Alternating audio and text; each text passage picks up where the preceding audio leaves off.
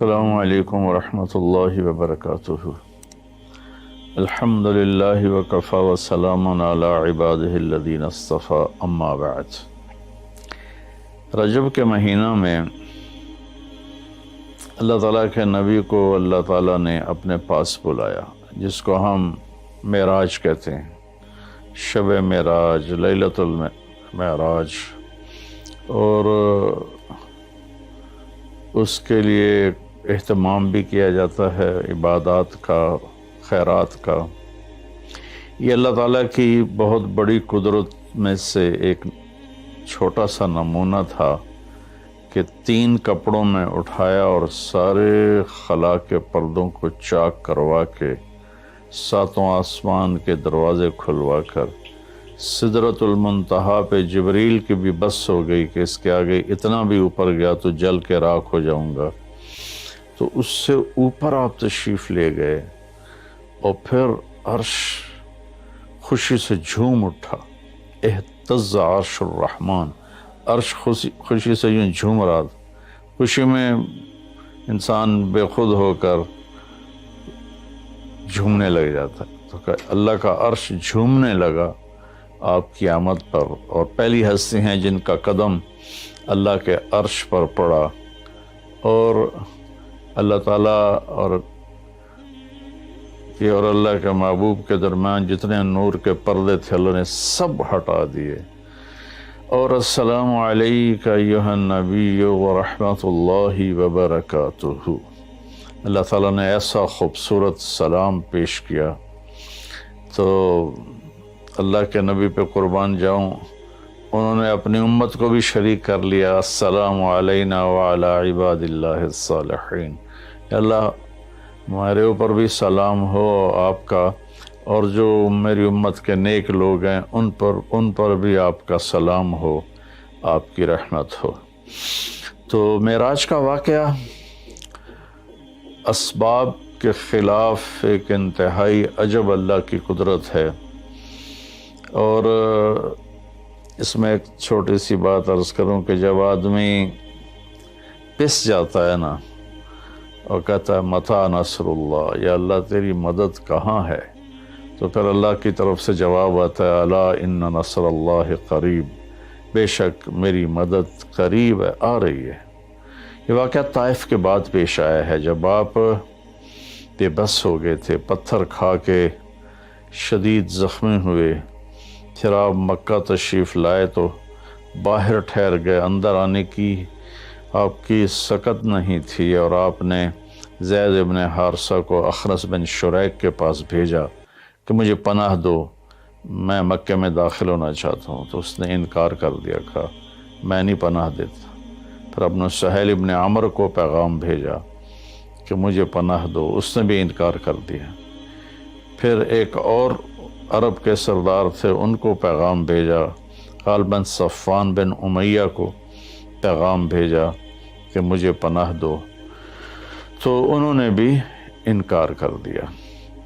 تو پھر آپ نے مطعم بن عدی کو پیغام بھیجا، ان کے بیٹے جبیر صحابی بنے، تو مطعم بن عدی کو پیغام بھیجا تو وہ آپ نے بچوں کو لے کر باہر گیا، اور اللہ کے نبی کو اپنے بیٹوں کے ساتھ لے کر مکہ میں انٹر ہوا، حرم شریف میں آ کے اعلان کیا آج کے بعد محمد بن عبداللہ صلی اللہ علیہ وسلم میری پناہ میں ہے، انہیں کوئی ٹچ نہیں کر سکتا۔ ابو جہل نے کھڑے ہو کر کہا تم یہ اس کا کلمہ پڑھ کے کہہ رہے ہو یا اپنی سرداری کے زوم پر کہہ رہے ہو، اپنی سرداری کے بلبوتے پر؟ اور کہا نہیں، میں نے اس کا کلمہ نہیں پڑھا، جو اللہ نے مجھے سٹیٹس دیا ہے اس کی وجہ سے کہہ رہا ہوں۔ کہ پھر ٹھیک ہے، ہم ان کو کبھی ٹچ نہیں کریں گے۔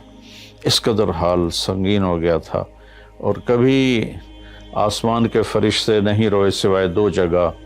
ایک دفعہ جب ابراہیم علیہ السلام نے حضرت اسماعیل کو الٹا لیٹایا اور چھری ہاتھ میں اور سر کے بال ہاتھ میں، اس طرح، اور یوں آسمان کو دیکھ کے کہا یا اللہ تو مجھ سے ناراض ہو گیا ہے کہ میرے دل میں اسماعیل کی محبت آ گئی ہے۔ اس پر آسمان کے فرشتے زار و قطار روئے تھے۔ اور ایک جب ہمارے نبی کو پتھر پڑے اور پڑھتے پڑھتے بے ہوش ہو کے گر گئے، اس وقت ساتوں آسمان کے فرشتے روئے تھے، اور پھر ملک الجبال حاضر ہوا، یا رسول اللہ اجازت ہو تو ان کو ایسے پیس کے سرما بنا کے رکھ دوں، ان اطبق علیہم الاخشبین۔ آپ نے کہا نہیں، لعل اللہ ان یخرج من اصلابہ من یوحد اللہ، نہیں، اللہ تعالیٰ ان کی نسل میں ایسے پیدا کرے گا جو اللہ کی توحید کو ماننے والے ہوں گے۔ اس تکلیف کے بعد یہ سفر ہوا کہ 27 رجب کو جبرائیل آئے، آسمان سج چکے ہیں، اور ہماری یعنی زبان میں یا ہمارے رواج میں کہ یا رسول اللہ استقبال کے لیے قطاریں لگ گئی ہیں، آپ ان کو لے کر گئے۔ آپ ام ہانی رضی اللہ عنہ، حضرت علی رضی اللہ تعالیٰ عنہ کے گھر میں تھے آپ، تو وہاں سے حتیم میں لے گئے، آپ کا سینہ چاک کیا، دوسرے فرشتہ وہ پانی لایا زمزم کا، اس سے آپ کے سینے کو صاف کیا، پھر دل باہر نکالا، اس کو چیرا، اسے صاف کیا، اور پھر دوبارہ دل کو رکھ دیا، سینے کو بند کر دیا۔ اب یہ سارا کچھ اپنے ہوش میں دیکھ رہے تھے۔ پھر وہاں سے براق پہ سوار ہوئے۔ براق گدھے سے بڑا قد، خچر سے چھوٹا قد والا ایک جانور تھا، جس پر آپ کو سوار کرایا گیا، اور وہ تھوڑا مستی کرنے لگا تو جبریل بولے تو یہ پتہ ہے تیرے اوپر کون سوار ہیں؟ تو اس کے ساتھ ہی وہ ایک دم سر نیچے کر گیا، اور پھر وہاں سے پرواز کی بیت المقدس، اور وہاں آپ نے 2 نفل پڑھے اور ان کو وہیں چھوڑ دیا، اس کو براق کو وہیں چھوڑ دیا۔ وہاں سے پھر سفر شروع ہوا اللہ کی طرف۔ اس سفر کو اللہ نے یوں بیان کیا، سبحان الذی اسری بعبدہ لیلا من المسجد الحرام الى المسجد الاقصى الذی بارکنا حولہ لنریہ من آیاتنا انہ هو السمیع العلیم۔ تو اس میں اہل علم کے لیے بڑا خوبصورت نقطہ بھی میرے ذہن میں ہے کہ یہ قرآن کی پہلی صورت ہے جو سبحان مصدر سے شروع ہو رہی ہے، سبحان الذی۔ پھر اس کو آگے لے جا کر اللہ تعالیٰ نے مصدر کے بعد فعل ماضی ہوتا ہے تو سبح للہ ما فی السماوات والارض کے ساتھ شروع کیا، تو مصدر آیا، ماضی آیا، ماضی کے بعد مضارع ہوتا ہے، فیوچر ہوتا ہے، مستقبل ہوتا ہے، تو یسبح للہ ما فی السماوات وما فی الارض الملک القدوس العزیز الحکیم۔ پھر اس کے بعد امر کا صیغہ ہوتا ہے تو سبح اسم ربک الاعلی الذی خلق فسوی۔ یہ قرآن کا اعجاز ہے، قرآن کی خوبصورتی ہے، قرآن کی بلاغت ہے۔ سبحان، سبح، یسبح، سبح۔ تو اللہ تعالیٰ نے پہلے اپنی پاکیزگی کو بیان کیا کہ جو کچھ کہنے والا ہوں میں سب کچھ کر سکتا ہوں، میرے لیے کوئی مشکل نہیں کہ میں اپنے بندے کو لے کر گیا۔ اللہ آنے جانے سے پاک ہے، لیکن با کا اضافہ یہ بتاتا ہے کہ اللہ تعالیٰ کہہ رہے تھے یوں ہی سمجھو کہ میں اپنے بندے کو خود لے کر گیا اوپر۔ آپ جبریل کے کندھوں پر، پروں پر سوار ہو کر نہیں گئے، آپ کا سفر الگ تھا، جبریل کا الگ تھا، یہاں تک کہ پہلے آسمان پر پہنچے تو دروازہ کھلا تو آدم علیہ السلام نے استقبال کیا، گلے لگایا۔ پھر اس سے اوپر گئے تو عیسیٰ علیہ السلام، یحییٰ علیہ السلام، زکریا علیہ السلام نے استقبال کیا، اور سارے آسمان کے فرشتوں نے استقبال کیا۔ پھر اس کے بعد تیسرے آسمان پر گئے تو یوسف علیہ السلام نے استقبال کیا اور سارے فرشتوں نے۔ پھر چوتھے آسمان پر گئے تو یونس علیہ السلام نے اور باقی سارے فرشتوں نے۔ تو پھر پانچویں آسمان پر گئے تو ہارون علیہ السلام اور آسمان کے فرشتے۔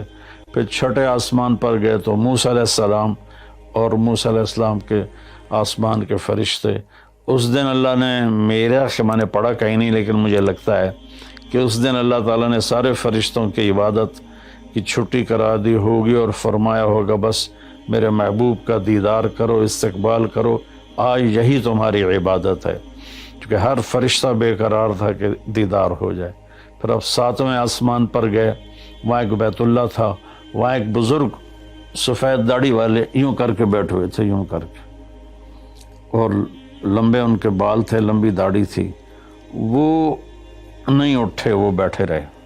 جب اب قریب آئے تو وہ کھڑے ہوئے اور کہا میرا بیٹا آ گیا۔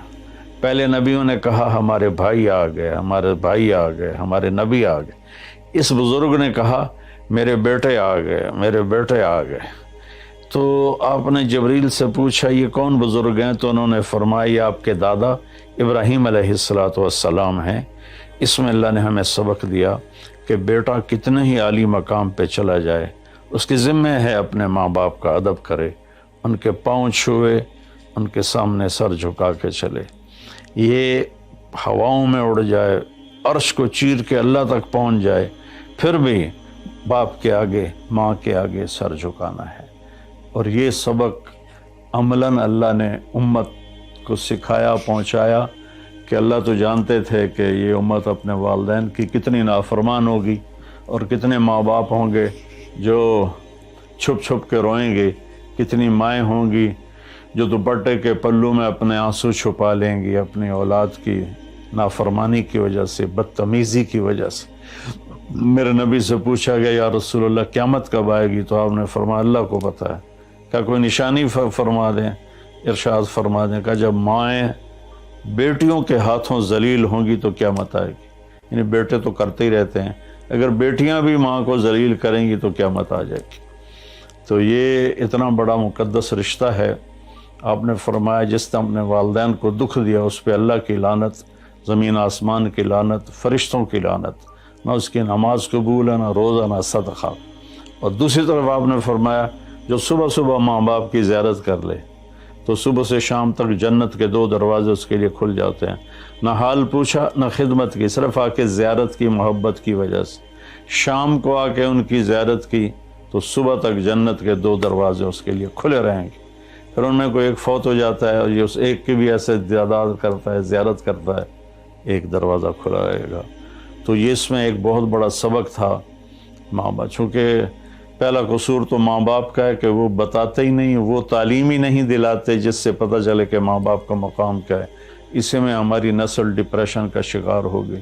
تو انہیں کیا پتہ باپ کون ہوتا ہے، ماں کون ہوتی ہے؟ تو آپ وہاں سے تشریف لے گئے تو سدرۃ المنتہا، جہاں بارڈر آ جاتا ہے ان مخلوقات کا، بارڈر پر جبریل نے کہا یا رسول اللہ بس آگے میرے پاس ویزا کوئی نہیں ہے، ایک بالشت بھی اوپر جائے، ایک گٹھ بھی اوپر جاؤں گا تو جل کے راکھ ہو جاؤں گا۔ تو اللہ نے ایک تخت اتارا، اس سے اپنے محبوب کو بٹھایا اور وہ گئے بلندیوں کو چیرتے ہوئے، اس نے عرش پر جا کر لینڈ کیا، آپ اترے اور میرے اللہ تعالیٰ نے کہا ثم دنا فتدلی فکان قاب قوسین او ادنا۔ اللہ تعالیٰ نے اپنے محبوب کو اپنے قریب کر لیا، اتنا قریب کیا کہ فاصلے مٹ گئے، فاصلے مٹ گئے۔ تو بھائیو پھر لمبا واقعہ ہے، اور لوگ آج کل اتنا لمبا سنتے بھی نہیں ہیں، تو میں صرف جانے کا بتا دیتا ہوں۔ واپسی کا بھی پورا ایک کہانی ہے، جنت دکھائی، جہنم دکھائی، جنتی دکھائے، جہنمی دکھائے، سارا کچھ دکھایا، سود خور دکھائے، بے نمازی دکھائے، نمازی دکھائے، اپنے سب کو اپنی آنکھوں سے دیکھا، جہنم کو بھڑکتے دیکھا، جنت کو چمکتے دیکھا، جہنم کو دہکتے دیکھا اور جنت کو مہکتے دیکھا۔ یہ سب کچھ آپ نے اپنی آنکھوں سے دیکھا اور پھر آپ واپس تشریف لائے۔ تو جب آپ پہنچے تو ابھی رات کا حصہ باقی تھا اور رات گزری نہیں تھی جب آپ اتنی بڑی کائنات کا سفر کر کے واپس تشریف لائے۔ تو اس میں ایک بڑا سبق ہے، وہ یہ ہے کہ اللہ نے اپنے نبی کا ہاتھ پکڑا اور اپنی ذات تک پہنچا دیا۔ ہم اپنا ہاتھ اللہ کے نبی کے ہاتھ میں دے دیں تو ہم بھی اللہ کی ذات تک ہماری بھی پہنچ ہو جائے گی۔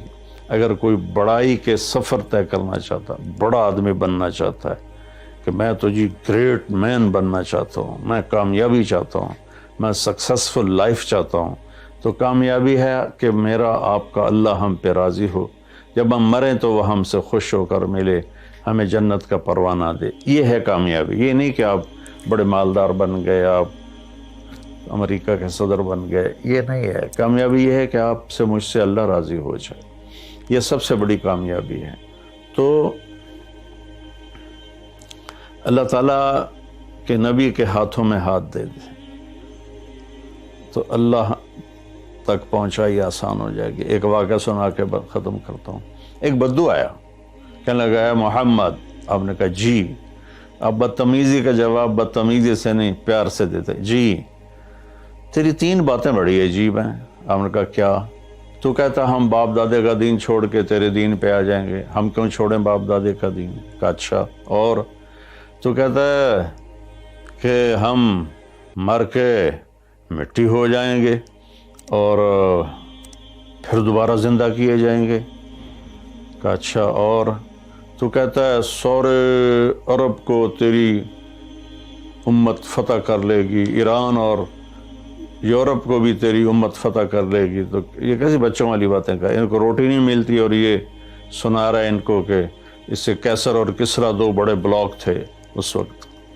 تو آپ نے مسکرا کے فرمایا انشاءاللہ تیری عمر لمبی ہوگی، تو دیکھے گا کہ سارا عرب و عجم میرا کلمہ پڑھے گا، پھر تو دیکھے گا کہ سارا عرب و عجم یہاں مدینہ ڈھک کے آئے گا، اور پھر تو دیکھے گا کہ اللہ تعالیٰ قیامت کے دن تجھے بھی کھڑا کرے گا، مجھے بھی کھڑا کرے گا، اور میں تیرا ہاتھ پکڑ کے تجھے یاد دلاؤں گا کہ ہو گیا یہ زندہ ہونا کہ نہیں ہوا۔ تو وہ کہنے لگا نہیں میں نہیں مانتا، تو چلا گیا۔ اس نے پھر ابوبکر صدیق کے دور میں دیکھا سارا عرب فتح ہو گیا، کہنے لگا پہلی بات تو پوری ہوگی، ساری قوم نے کلمہ پڑھ لیا۔ حضرت عمر کا زمانہ آیا تو کیسر اور کسرا پٹ گئے، تو کہنے لگا دوئی گل بھی پوری ہوگی، ہن باویں تری ہو ہی نہ جاوے کدائیں، چلیے بھائی کلمہ پڑھیے۔ تو وہ وہاں سے اپنے علاقے سے آیا، حضرت عمر کے دربار میں آ کر اس نے کلمہ پڑھا۔ جب وہ آپ کی محفل میں آتا آپ اس کے لیے کھڑے ہو جاتے، بڑا اکرام کرتا۔ تو ایک دفعہ فرمایا کہ تم دیکھتے ہو میں اس بدو کا بڑا اکرام کرتا ہوں، میں اس محفل میں تھا جس میں اللہ کے نبی نے کہا تھا کہ رہے گی تیسری بات تو تیرا ہاتھ پکڑ کے بتاؤں گا کہ ہوئی کہ نہیں ہوئی، ہم مر کے زندہ ہوئے ہیں کہ نہیں ہوئے۔ اور قیامت کا دن جس کا ہاتھ میرے نبی کے ہاتھ میں آ گیا وہ جنت میں پہنچانے سے پہلے کبھی نہیں چھوڑیں گے۔ تو یہ وہ شخص ہے جس کا ہاتھ میرے نبی نے پکڑا ہوا ہے، اس کو جنت تک پہنچا کے چھوڑیں گے۔ تو میرے عزیزوں، میرے بھائی بہنوں، بچوں بچیوں، ہم مختلف قسم کی نافرمانیوں کا شکار ہیں اور اس میں ہم لذت ڈھونڈتے پھر رہے ہیں اور فرسٹریشن کا شکار ہیں۔ ہماری نئی نسل نشوں پہ لگی ہوئی ہے۔ اللہ کے واسطے سب سے ہاتھ چھڑا کر اللہ کے نبی کو اپنا ہاتھ پکڑا دو، آپ کو یوں پکڑیں گے اور اللہ پاک سے جا کر ملا دیں گے، اور فرشتے بھی آپ پر رشک کریں گے۔ یہ واقعہ معراج کی اصل تھیم ہے اور واقعہ معراج کا اصل پیغام ہے کہ کی محمد سے وفاتوں نے تو ہم تیرے ہیں، یہ جہاں چیز ہے کہ لوح و قلم تیرے ہیں۔ السلام علیکم۔